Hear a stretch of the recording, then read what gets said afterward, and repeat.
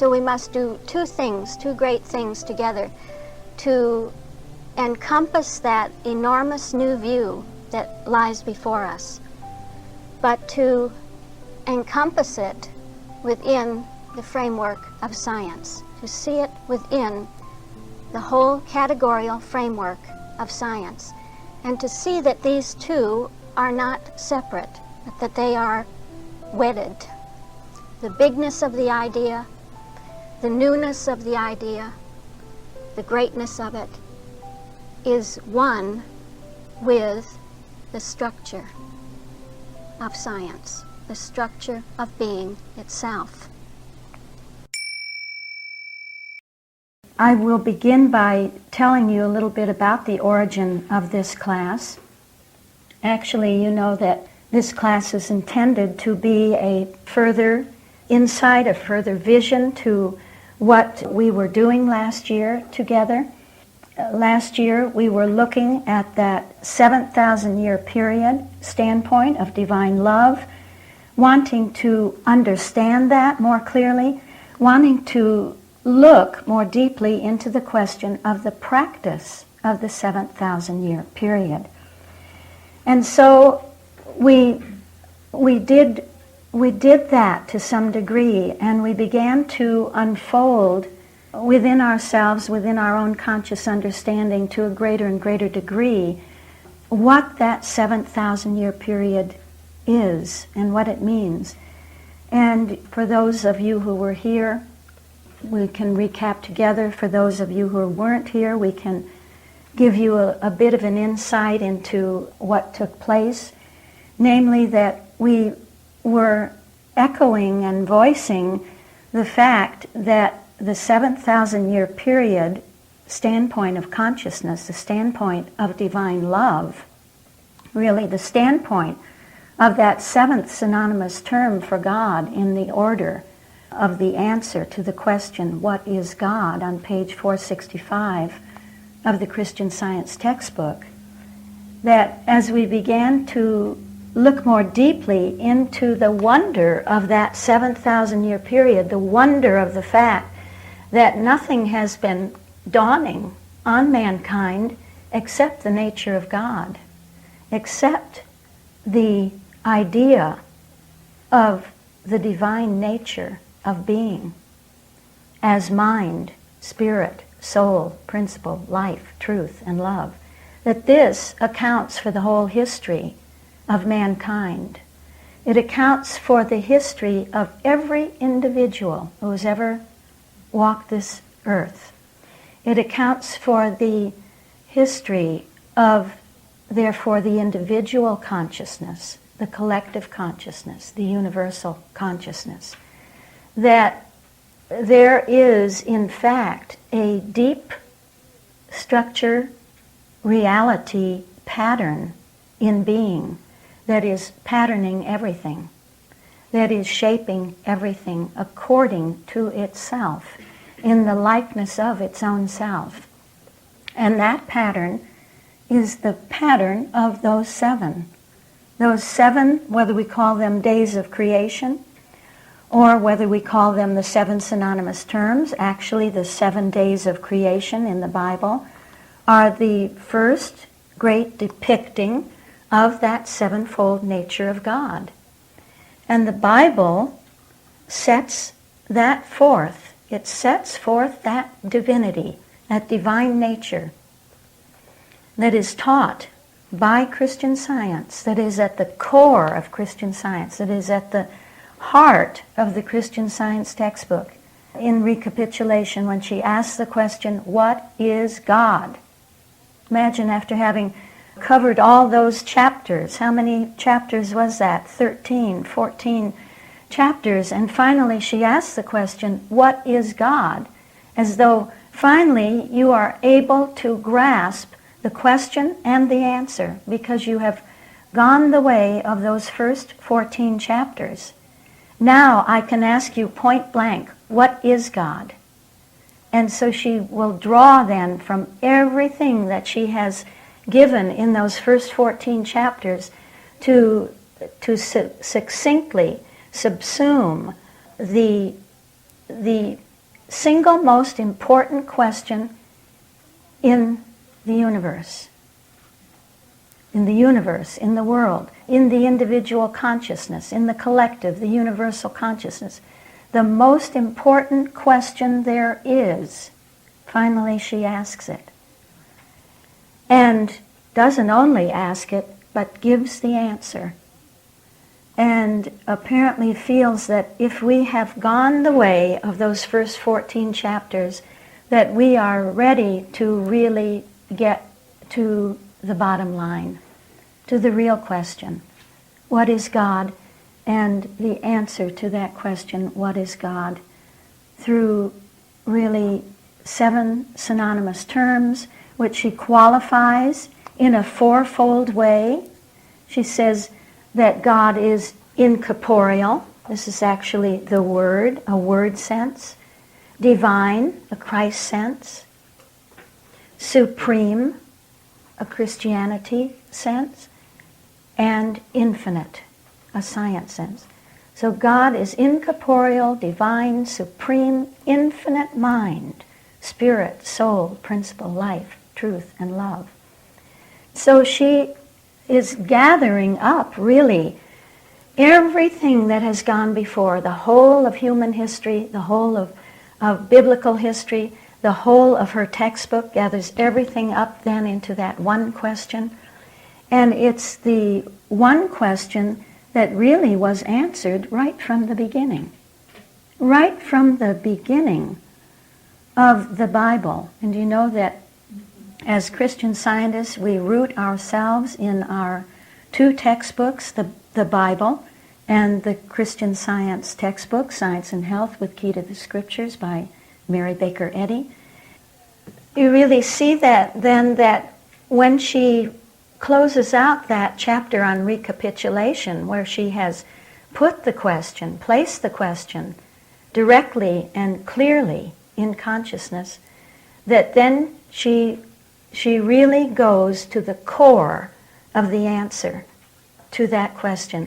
And this is what we see in the Key to the Scriptures, where she presents the 2 chapters, Genesis and Apocalypse, gathering up really the sum and substance of what is taught in Genesis, with its main accentuation on the 7, on the 7-fold nature of God.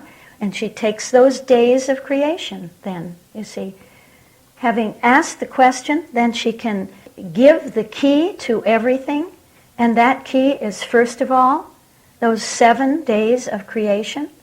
And secondly, she gives the chapter Apocalypse, in which she focuses on the fourfold operation of God, so that we have the 7-fold nature of God and the 4-fold operation of God. As we look more deeply into that 4-fold operation of God, we see that it has a dimensional ontology within it.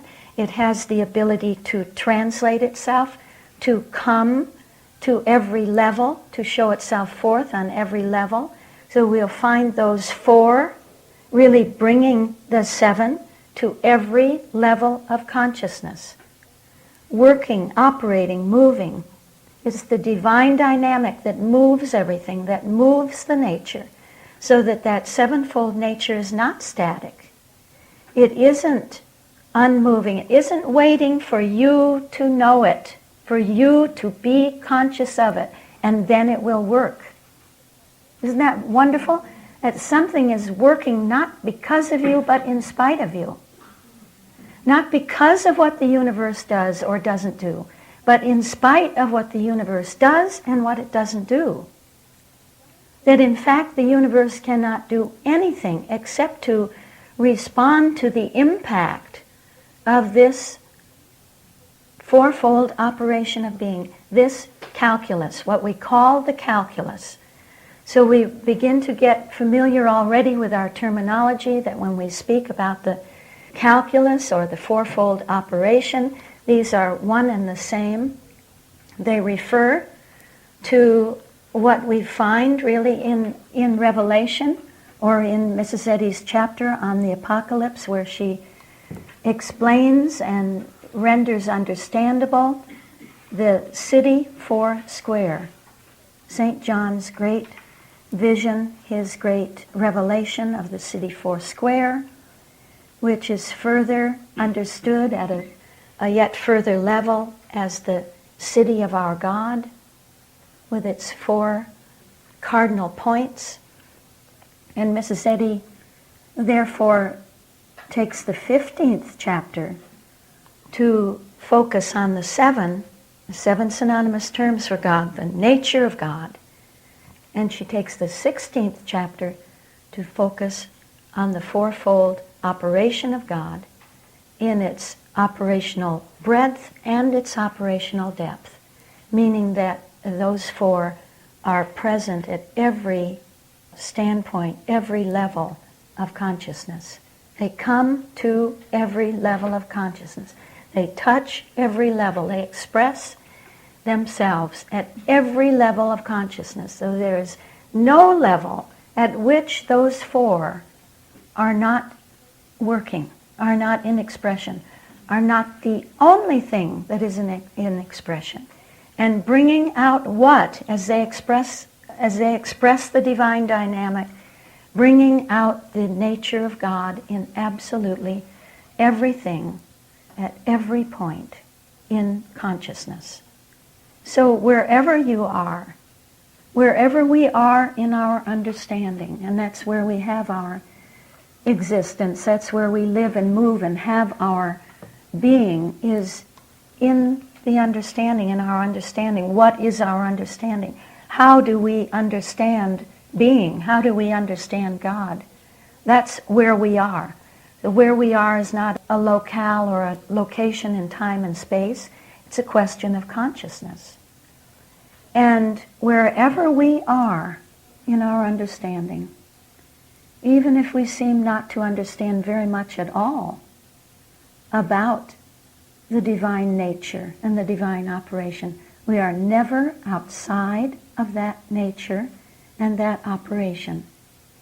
We are in the divine dynamic. We are being moved by the divine dynamic. And everything that happens to us, everything that we think we make happen, all our goals, all our efforts, all our attempts to get somewhere and do something and be someone and so forth, we think that's within us to have that power. We either feel, yes, we can really make it, we can really get somewhere and do something and do what we want to do and achieve what we want to achieve and be what we want to be on the corporate ladder or the social ladder or whatever ladder we're climbing. But it's not really so. It's not really so. We think we're in charge. We're never really in charge. I hope you don't mind that. I think it's a great relief. I think it's a beautiful thing to find out that it's not up to me. It's not up to oneself. That something else is working. And that something else is so big and so grand and so beautiful and so involved with us. Really gives you the sense of love that those categories of being, those categories that Christian Science teaches, the sevenfold nature of God and the fourfold operation of God and the infinite multidimensionality of that nature and operation, is working for you. And there's nothing you can do to enhance it or to stop it or to interfere with it or to change it. Absolutely nothing. But that nature and that operation is working on you, is changing you, is altering you. And all of the big changes and all the little changes, whatever changes we go through in our experience, whatever problems we seem to have in our experience, problems are really there, they are given to us, they are really shaped, they are tailored for us, given to us in order that we will change, in order that we be changed. And we are being changed into the likeness of the divine, being changed into the form of the same nature as the divine sevenfold nature, being formed into the fourfold calculus. That's what's going on with us. So whenever you feel that you're super self-involved, and believe me, I know that feeling, I know that experience, where one is just so self-aware and self-aware of the present problem, the current experience, the demands on oneself, just remember, just back off in your consciousness. Back off and fall back into that safety net, that network that says there's a net that is holding you, a divine network that is holding you. And it's the network of the system of science. That system that is comprised of those categories that aren't just the categories of God, they're your categories, they're the categories of you. You are being, capital B, in expression. You are being, small b. You are that infinite one being in expression. How can anything that you do be outside of that? How can anything that exists for you be outside of that? How can we have an infinite one and something next to the infinite one? Something beside, so that somehow we have the infinite one, and then here is my problem. My problem, which is almost as big or bigger than, seems like, the infinite one, huh? So if we would just think in consciousness, reason in consciousness about what we are saying, about how we are reasoning, huh? If we would just come out from that infinite one and reason truly in accord with it, we would find that there's nothing outside of the range and the realm of that infinitude. That everything is the one being in expression. That nothing is going on but that sevenfold nature of God operating according to the Christ calculus. The calculus is the Christ idea. It's the way the Christ idea works. How the Christ is going to work out the idea of God. Not your human idea. Not my human expectations. Not what I think is the utmost, the best, the most ideal. Not what the human considers ideal, but what the Christ knows to be ideal. To be in coincidence with the highest idea of God. This is what the calculus is working out. It is the Christ. So whenever we speak of the calculus, you know this is the Christ working.